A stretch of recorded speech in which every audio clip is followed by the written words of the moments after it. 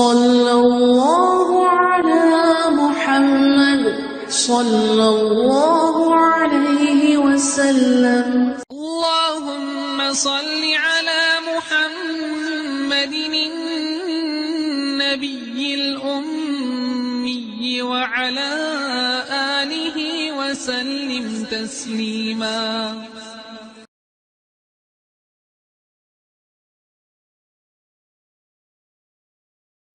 اعوذ باللہ السمیع العلیم من الشیطان الرجیم. بسم اللہ الرحمن الرحیم والصلاة والسلام علی رسولہ الکریم. بخاری شریف باب المساجد جاری ہے، اور آج جو باب ہم پڑھیں گے اس میں اس کا عنوان ہے نوم المرأۃ فی المسجد، کسی عورت کا مسجد میں سونا. یعنی یہ باب اس ذیل میں ہے کہ کیا کوئی عورت مسجد میں سو سکتی ہے اگر کوئی ایسی اس کو مجبوری ہو جائے یا کوئی اور جگہ اس کے پاس نہیں ہے تو کیا مسجد میں وہ سو سکتی ہے. حدیث ہے 428، اور حضرت عائشہ رضی اللہ تعالیٰ عنہ سے یہ حدیث روایت ہے. ان عائشہ فرماتی ہیں ان ولیدۃ کانت سوداء لحی من العرب، کہ ایک لونڈی تھی کالے رنگ کی، سودا، لحی من العرب، جو عرب کے کسی قبیلے کے ساتھ رہتی تھی. فَأَعْتَقُوهَا، انہوں نے اسے آزاد کر دیا تھا. فَكَانَتْ مَعَهُمْ، لیکن وہ ان کے ساتھ ہی رہتی تھی. قالت، کہتی ہیں وہ لونڈی کہتی ہے فَخَرَجَتْ صَبِيَّةٌ لَهُمْ، کہ ایک بچی اس قبیلے کی باہر نکلی. عَلَيْهَا وِشَاحٌ أَحْمَرُ مِنْ سُيُورٍ، اس بچی کے گلے میں سرخ رنگ کا چمڑے کا ہار تھا. قالت، اس نے کہا فَوَضَعَتْهُ، وہ اس نے کہیں چھوڑ دیا، اسے کہیں رہ گیا. او وقع منہا، یا اس سے کہیں گر گیا. فمرت بہ ہدیۃ وہو ملق، کہ ایک چیل آئی اوپر سے گزری. فحسبته لحما فخطفته، وہ سرخ رنگ کا چمڑے کا ہار تھا جس کو جو چیل تھی وہ سمجھی کہ یہ گوشت کا ٹکڑا ہے. فخطفته، تو اس نے اس کو جھپٹ لیا. قالت، وہ کہتی ہے فالتمسوه فلم یجدوه، تو اس قبیلے والوں نے اس کو تلاش کرنا شروع کیا اور انہیں وہ ملا نہیں. قالت فاتہمونی بہ، تو انہوں نے اس کا اتہام، اس کا الزام جو تھا وہ میرے اوپر لگا دیا. قالت، کہنے لگی فاتفقوا یفتشون، کہ وہ اس کی تفتیش کرنے لگے، انہوں نے میری تلاشی لینی شروع کر دی. حتی فتشوا قبلہا، یہاں تک کہ انہوں نے میرے اگلے حصے کی شرمگاہ کی بھی تلاشی لے لی. قالت واللہ انی لقائمۃ معہم، کہتی ہے کہ اللہ کی قسم میں ان کے ساتھ ہی کھڑی تھی. اذا مرت حدیات فالقته، کہ وہ جو چیل تھی وہ دوبارہ آئی، اوپر سے گزری اور اس نے وہ ہار گرا دیا. قالت، میں نے کہا فوقع بینہم، کہ وہ ہار جو تھا، کہنے لگی وہ ان کے درمیان گرا. قالت فقلت ھذا الذی، کہ یہ ہے وہ اتہمتمونی، کہ جس کا تم میرے اوپر الزام دیتے تھے. زعمتم وانا منہ بریۃ، اور مجھے الزام دیتے تھے اور اب میں دیکھو اللہ تعالیٰ نے مجھے اس سے بری کر دی ہے. اور وہوا ذا ہوا، اور کہا کہ یہ دیکھو یہ ہے یہ ہار، وہوا ذا ہوا، یہ ہے دیکھو یہ ہے. تو یعنی وہ گر گیا تو اس نے اس کے طرف اشارہ کیا اور کہا کہ تم لوگ مجھے الزام دیتے تھے اور ہار یہ ہے.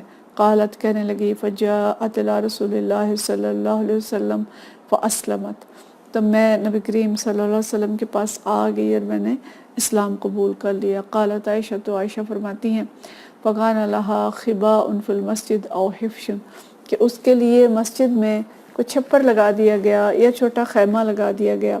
قالت، کہنے لگی، کہتی ہیں حضرت عائشہ رضی اللہ تعالیٰ عنہ فرماتی ہیں فکانت تأتینی فتحدث عندی، کہ وہ میرے پاس آیا کرتی تھی اور میرے پاس بیٹھ کے باتیں کیا کرتی تھی.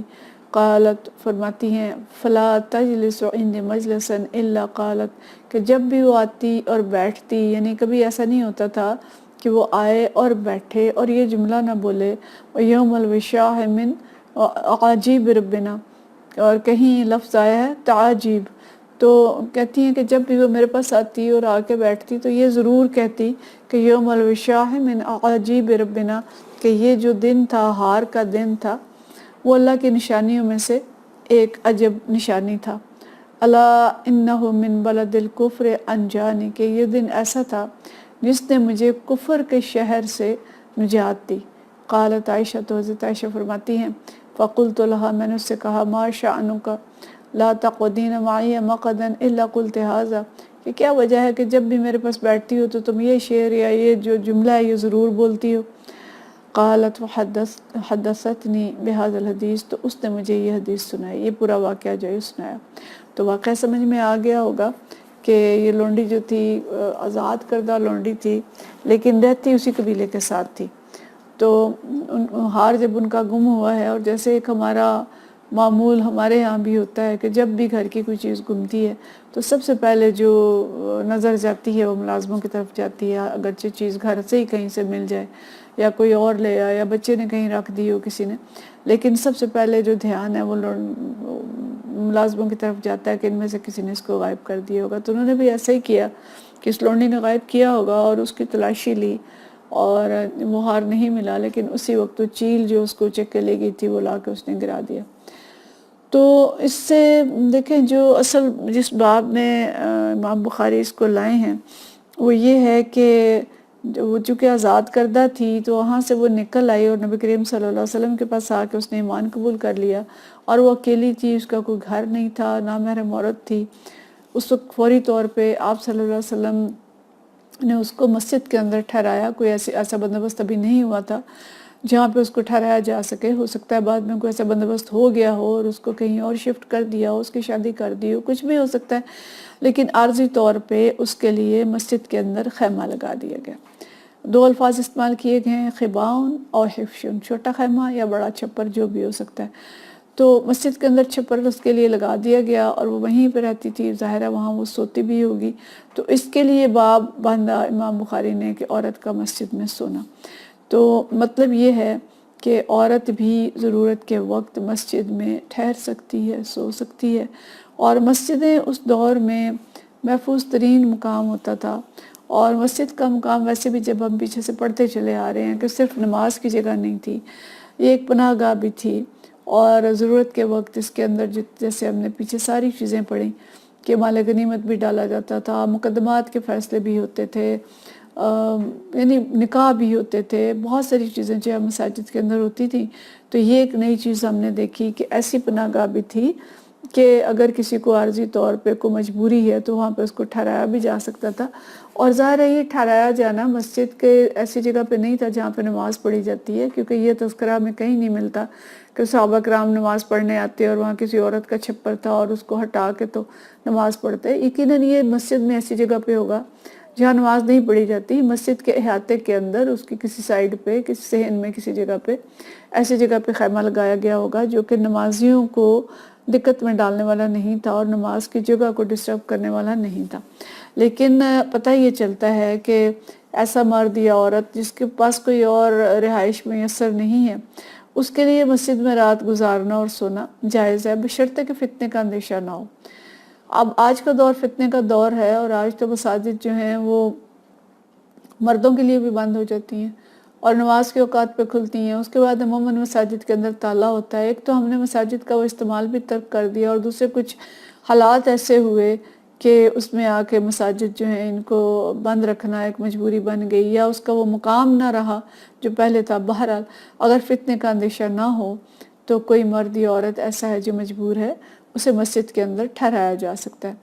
اور دوسری بات ہمیں یہ سمجھ آتی ہے کہ ایک ایسا مقام جہاں انسان کے دین، ایمان یا عزت کو خطرہ ہو، دیکھیں اس کے کس برے طریقے سے انہوں نے تلاشی لی تھی، تو اس مقام سے ہجرت اختیار کر لینی چاہیے. ہو سکتا ہے کہ ہجرت جو ہے انسان کے لیے باعث خیر ہو، کہ جیسے وہ عورت آزاد کردہ تھی لیکن مجبوری کے تحت وہاں رہ رہی تھی، اس کا کوئی ٹھکانہ نہیں تھا، لیکن جب اس کے ساتھ اتنا برا سلوک ہوا تو وہاں سے نکل آئی، اور نکل کے اسے اللہ تعالیٰ نے کتنا اچھا مقام دیا کہ وہ نبی کریم صلی اللہ علیہ وسلم کے پاس تشریف لے آ گئی. آپ صلی اللہ علیہ وسلم کی زیارت اس کو نصیب ہوئی، اور اس کے نتیجے میں اس کو نعمت اسلام ملی، اور دارالکفر سے وہ دارالاسلام کی طرف منتقل ہو گئی. تو اس ہجرت کو اللہ نے اس کے لیے بہت باعث خیر بنایا.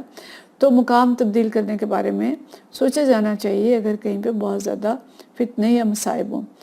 تیسری چیز میں یہ پتہ چلتی ہے کہ اسلام میں عورت کا مقام اور عزت کتنا زیادہ ہے. آج جو اتنے زیادہ الزام اسلام پہ لگائے جاتے ہیں، یعنی کچھ ہماری معاشرتی رسومات ہیں، کچھ کچھ ایسی چیزیں ہیں جو ہندوؤں کے ساتھ رہ کے ہمارے اندر آ گئیں، یا کچھ ہماری اپنی کمزوریاں ہیں مسلمانوں کی کہ وہ عورتوں کے حقوق ادا نہیں کرتے صحیح طرح، یا کوئی اور چیزیں ہیں، لیکن آج آ کے الزام جو ہے وہ دشمنان دین بھی اور ایسے مسلمان بھی جو دین سے پوری طرح سے واقف نہیں ہیں وہ اسلام پہ لگاتے ہیں کہ جی اسلام نے یہ کر دیا اور اسلام کے اندر یہ ہو گیا اور اسلام عورت کو مقام نہیں دیتا، یا اسلام نے عورت کو دوسرے درجے کا شہری بنا کے رکھا ہے۔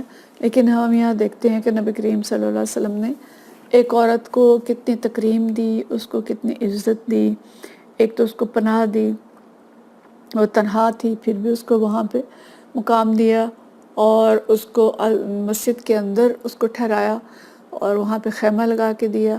اور ایک بات اور بھی لگتی ہے کہ اس دور میں جو مساجد ہیں یہ امن کتنا زیادہ تھا کہ ایک عورت تنہا مسجد میں رہ رہی ہے، مرد راتوں کو بھی آتے ہیں، نمازیں پڑھتے ہیں، جاتے ہیں، آ رہے ہیں، جا رہے ہیں، دیگر مقاصد سے بھی آ رہے ہیں۔ اس وقت تو کوئی ایسے تالے نہیں تھے، کوئی ایسی بڑی چار دیواری نہیں تھی، مسجد کے گیٹ کھلی مسجد تھی، صرف چھپر تھا ایک جہاں پہ نماز پڑھی جاتی تھی، باقی جو مسجد کا صحن تھا وہ کھلا صحن تھا۔ تو اس میں ایک عورت رہ رہی ہے اور اس کو کوئی ڈر نہیں ہے، کوئی خوف نہیں ہے۔ یہ ہے اسلام، اور اس طرح کا اسلام مطلوب ہے، ایسا امن ہو کہ کوئی عورت ہے، نامحرم ہے، تنہا رہ رہی ہے، لیکن اسے اپنی عزت کا کوئی خوف نہ ہو۔ تو یہ مقام اسلام عورت کو بھی دیتا ہے، اور یہ معاشرتی مقام ہے، یہ معاشرتی اصلاح ہے، یا یہ معاشرتی تحفظ اور معاشرے کی ایک بہترین تصویر ہے۔ وہ نورانی معاشرہ تھا جس کے اندر عورتیں اس قدر محفوظ تھیں، اور اسی نورانی معاشرے کو ہمیں اس قرآن و حدیث کے ذریعے دوبارہ سے تشکیل دینا ہے، اور جب ہم اسلام کے احکام پہ عمل کریں گے تو انشاءاللہ تعالی یہ نورانی معاشرہ بنے گا۔ اس میں عورتوں کو اپنے فرائض ادا کرنے ہیں اور مردوں کو اپنے فرائض ادا کرتے ہیں۔ اسی طرح 5ویں نمبر پہ ہمیں پتہ چلتا ہے کہ ملازموں پر ظلم نہیں کرنا چاہیے، اور ایسا نہیں کہ بلا وجہ کوئی چیز گم ہوئی یا کوئی اور ایسا واقعہ ہوا تو فوراً الزام جو ہے وہ ملازم کے اوپر لگا دیا اور اس کے ساتھ زیادتی شروع کر دی، بلکہ ان کے ساتھ حسن سلوک ہونا چاہیے، اور اللہ تعالیٰ نے ان کے جو حقوق طے کیے ہیں وہ حقوق ان کو دینے چاہیے۔ اگر وہ ہمارے گھروں کے اندر رہتے ہیں تو انہیں عزت کے ساتھ اور تکریم کے ساتھ رہنا چاہیے۔ وآخر دعوانا ان الحمدللہ رب العالمین۔ صلی اللہ علی محمد صلی اللہ علیہ وسلم۔